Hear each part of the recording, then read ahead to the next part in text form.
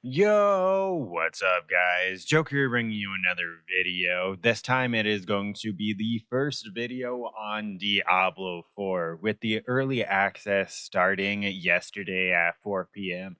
I wanted to go fairly hard and I ran a poll asking you guys, do you hate me or not? And it turns out that majority of you do because that's the only reason I can think of that you guys would have me start a Druid. Oh my God, this has been so painfully slow and awkward and terrible.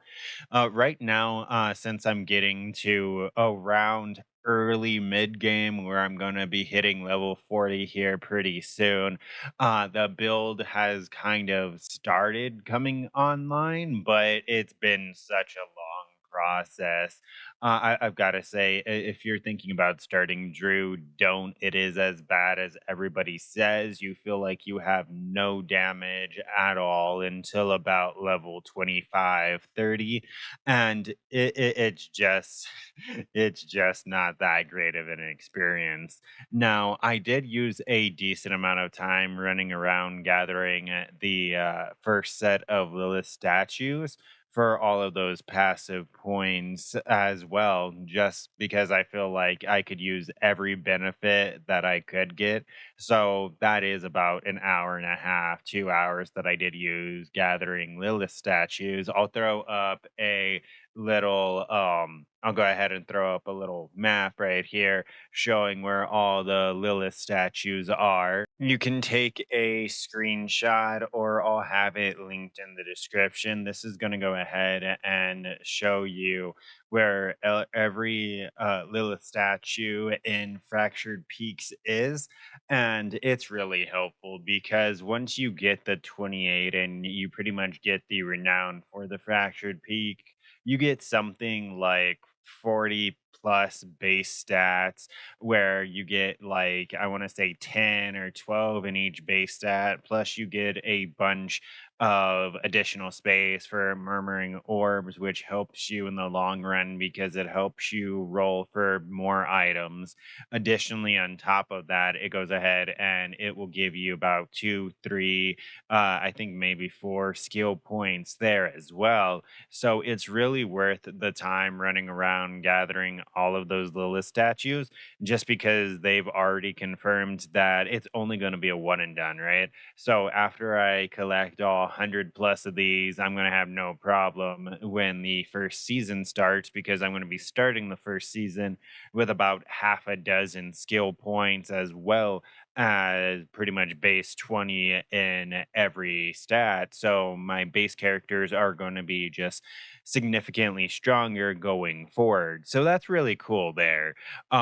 Apart from that, I've been really trying to figure out how Druid plays. I know I've seen so many, oh, in the end game it destroys, oh, this, oh, that. The only problem is every video that I've seen says that Druid doesn't come online until end game when you have all your legendaries. And you may be seeing the problem with that since it's day one in launch and I'm still in the campaign, right? So it's been a struggle. I've been slowly chugging my way through, trying to make sure that I'm able to get all of this done at a somewhat fast pace. I mean, in the later boss fight, when you see me killing the Hellhound and what is that dude's name? One second. I just remembered I am not, well, I guess it is a spoiler, but whatever. When I'm killing Astaroth and the Hellhound he's riding, my damage isn't terrible, but you can kind of tell what I built more into where I built more into like a slow burn poison slash pseudo tanky werewolf. That way I'm able to go ahead and just focus on throwing dots down and then running around and using my abilities to heal me. That way they just tick to damage and I'm more of a sustained DPS tank compared to a full out burst character because Honestly, there is no full out burst character as a druid. I'm sorry. Maybe when I hit level 80 and I have all my legendaries, which I'm probably going to reroll before that because once again, I cannot emphasize how bad Druid is. Druid is probably a three or a second or third character that you want to roll. It's going to be a character of once you already have all your legendary powers that you can just throw onto gear. Once you already have your Lilith statues and your passive points, where you already have a pretty juiced character, and you're able to just use twink gear to get the druid through the game. Because druid is significantly bad. Druid should not be in the game in the state it is. It's way worse than everything else.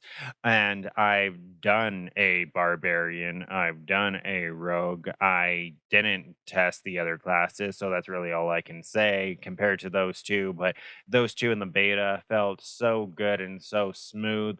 And the Druid just feels terrible. Like sometimes I'll feel like I'm doing decent damage, but then I have to remind myself, "Oh, you're in tier 1, like you're in world tier 1." So it's not really like damage. I'm pretty sure literally every other build would be out damaging my druid right now, and it's a little sad. It's a little depressing, but what are you going to do? I just wanted to go ahead and throw this first video up saying I hate you. No, just kidding. I appreciate everyone who watches my videos.